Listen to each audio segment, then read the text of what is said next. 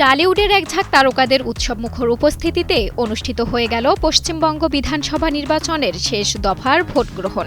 পশ্চিমবঙ্গ জুড়ে ভোটের দিন যেন পরিণত হয়েছিল তারকাদের মিলন মেলায়। বৃষ্টি ভেজা সকাল থেকে শুরু হয়েছিল তারকাদের উচ্ছ্বাস। তারকা জুটি যশ দাশগুপ্ত ও নুসরাত জাহান একই রঙের পোশাকে ভোট দিতে এসে নজর কাড়েন সবার। এদিকে অঙ্কুশ হাজরা বাবা মাকে নিয়ে ভোট দেন। ঐন্দ্রিলা সেন ভোটকেন্দ্রে যান মায়ের সঙ্গে। টালিউড কুইন কোয়েল মল্লিক পরিবার সহ ভোট দিতে আসেন।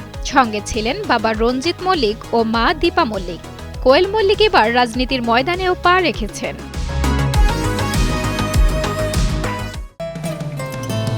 বসুন্ধরা টিস্যু, অশুদ্ধতার বিরুদ্ধে এক বিন্দুও ছাড় নয়।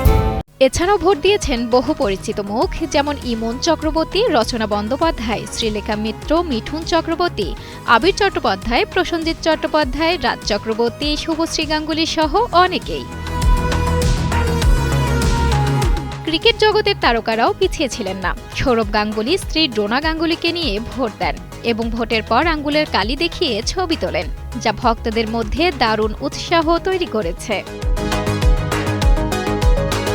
সব মিলিয়ে তারকাদের উপস্থিতি ও সাধারণ মানুষের অংশগ্রহণে ভোটের দিনটি ছিল প্রাণবন্ত, যেখানে গণতান্ত্রিক অধিকার প্রয়োগের পাশাপাশি এক ধরনের সামাজিক ও সাংস্কৃতিক আবহ তৈরি হয়েছিল।